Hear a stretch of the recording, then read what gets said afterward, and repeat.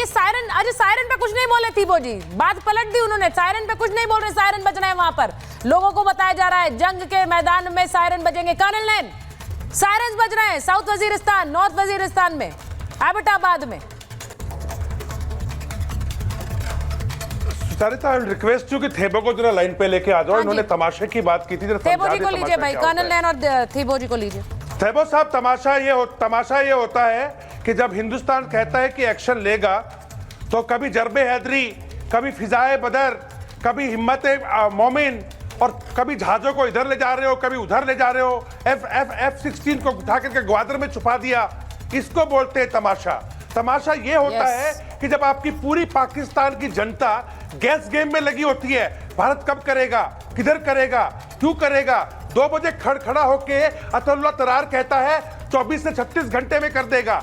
और उसके बाद तमाशा ये होता है कि इमरान खान जिसको आपने जेल में डाला है, उसकी बीबी के पास 2 जिन्न हैं जो मोटरसाइकिल पे बैठ के पिछले कई महीनों से 25 से 30 के करीब आतंकवादियों को ठिकाने लगा सकते हैं। इसको तमाशा कहते हैं। तमाशा ये होता है कि जब हम कहते हैं कि आपका पानी रोक दिया और आप बड़ी बड़ी बक करते हैं ऊपर से नीचे तक, और बोलते हैं, हम बोलते हैं रोक दिया तो कर लो, क्या किया, क्या उखाड़ लिया, इसको तमाशा बोलते हैं। और अब असली तमाशा ये है, हमने कभी नहीं कहा कि पाकिस्तान पे अटैक है, हमारा अटैक है आतंकवादियों पे, आतंकवादियों के परपेट्रेटर्स पे। तो चाहे आपका प्राइम मिनिस्टर शहबाज हो, चाहे आपको इशाक डार हो, चाहे आपका हाफिज हो, चाहे आपका उसके अंदर आपका फॉरेन मिनिस्टर हो, जिसने कबूला कि हाँ हम पालते हैं आतंकवादियों को, चाहे आपके नकवी हो, चाहे आपका अब्बास हो, चाहे आपका मुनीर हो, चाहे आपका आसिम और वो मलिक हो, और जिस आसिम मलिक को अभी NSA पे बैठाया गया है ना, पहले NSA हमेशा रिटायर्ड लोग होते थे, आज एक सर्विंग सोल्जर को बैठा के एक तरीके से गला घोट दिया। ये होता है तमाशा। और असली तमाशा मैं आपको बताऊं, पानी रोक दिया, आपकी रेगुलरनेस बंद कर दी, ये होता है तमाशा। और इस तमाशे के इतने चमाटे मारेंगे कि समझ में नहीं आएगा कि क्या हो गया। अभी वेट करो, भारत कोई आपके कहने से अटैक नहीं करेगा। पूरी दुनिया ने कहा युद्ध मत करो, हमने बोला हम कब ने युद्ध की बात कर रहे हैं, हम कह रहे हैं आतंकवादियों को नहीं छोड़ेंगे।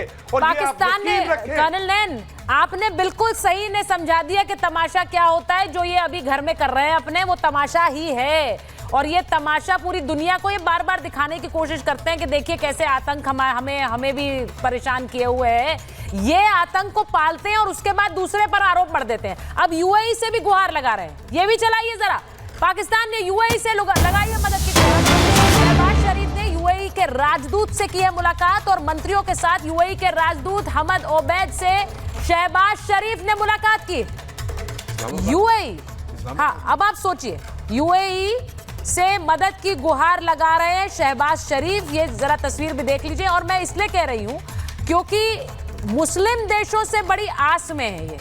शहबाज ने UAE के राजदूत से मुलाकात की है पाकिस्तान में। अब ये बताइए, मैं एक चीज आपसे पूछूंगी एम्बेसडर बोरा, क्योंकि ये जान रहे हैं कि इस वक्त इन्हें कोई साथ नहीं दे रहा। JD वैंस ने भी कह दिया कि पाकिस्तान को भारत तो जवाब देगा, and it will be a serious reply, गंभीर जवाब देगा Hindustan.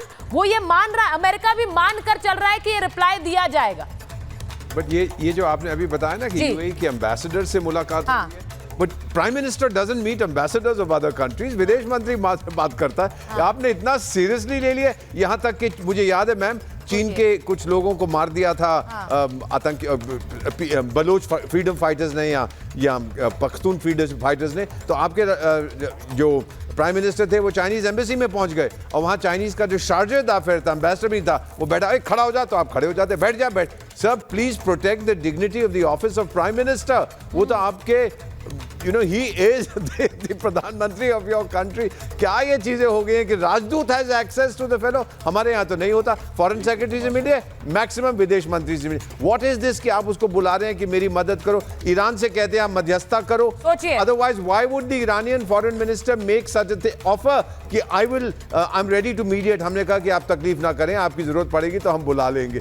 What is going on, sir? Why are you scared? डर क्यों रहे हैं आप, sir? Why are you so confused? थोड़ी क्लैरिटी तो लाइए। Again, sir, I repeat, इसे हम कहते हैं the insanity of insecurity. Behavior हो जाता है irrational. ये प्रधानमंत्री से यूएई के राजदूत मुलाकात कर रहे हैं। अब जरा बताइए, जरा मैं आपसे पूछती हूँ फखर साहब, उन्होंने सही कहा, उन्होंने कहा कि अब प्रधानमंत्री राजदूत से मिल रहे हैं, वो यूएई से मदद चाह रहे हैं, वो चाह रहे हैं कि मदद हर तरफ से मिले, क्योंकि कोई मदद नहीं कर रहा है, कोई सपोर्ट भी नहीं कर रहा है। आप लोग भले ही मुस्लिम देशों से मदद की आस लगाए बैठे हैं, but nobody is supporting you because nobody supports terrorism. देखें, अगर आप ये बात कर रही हैं सुचारिता, तो अभी चाइना के फॉरेन मिनिस्टर की पाकिस्तान को कॉल आई, उसके बाद टर्की से कॉल आई, सऊदी अरेबिया के फॉरेन मिनिस्टर की कॉल आई, और 24/7 एक हॉटलाइन पे हमारा कांटेक्ट है रियाद और इस्लामाबाद के दरमियान। ये बोले ना कि कोई नहीं बात कर रहा, सारे लोग बात कर रहे हैं। चाइना से तो आपका वैसे भी हॉटलाइन रहता है 24/7, उसमें नई बात क्या है, मुझे बता दीजिए। चाइना के साथ आपका 24/7 हॉटलाइन है कि नहीं है? दूसरी बात, जो आप लोग अपने गंगा हाईवे के ऊपर आप लोगों ने आज जहाज उतारे, पाकिस्तान का पहला motorway M2 Islamabad to Lahore build up हुआ था 1998 में, और 2001 में पहली दफा उसके ऊपर पाकिस्तान के फाइटर जेट ने लैंडिंग और टेक ऑफ की है। इसलिए मैं आपको बता दूं, पाकिस्तान के पास आप ये बता रहे हैं कि पाकिस्तान बहुत टेक्नोलॉजिकली एंड मिलिटरीली बहुत एडवांस्ड है। छुपाने की बात करते हैं ना, तो F-16 इंतजार में खड़े इंडियन एयरफोर्स के जहाज साहब ये बता रहे हैं, रिस्पॉन्ड करेंगे। फखर साहब ये बता रहे हैं, मेजर जनरल सिन्हा वो ये बता रहे हैं कि पाकिस्तान मिलिटरीली बहुत एडवांस्ड है। आप हमें कहां पीछे धकेल रहे हैं? पूरी दुनिया मान रही है पाकिस्तान का लोहा, पूरी दुनिया मान रही है कि मिलिटरीली ये कितने आगे हैं। शायद दुनिया की जो टॉप पावर्स है उनमें इनका नाम आता है सर, टॉप पावर्स में। फ्रॉम द बॉटम, हाँ, फ्रॉम द बॉटम ऐड कर दिया है एम्बेसडर वोरा ने। सेकेंड वर्ल्ड वॉर के बाद कोई ऐसा देश नहीं है, कोई ऐसा देश नहीं है जहां पर 93,000 1 लाख तो फौज होती है, 6 लाख की इनकी फौज है, उस समय तो 3 लाख की फौज थी।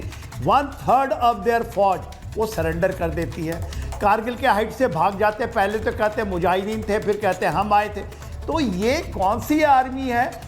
इन 65 हम एचुगल कैनाल के ऊपर में लाहौर के पास बैटल ऑफ बर्की मेरी बटालियन बैठी हुई थी, जस्ट 10 किलोमीटर्स।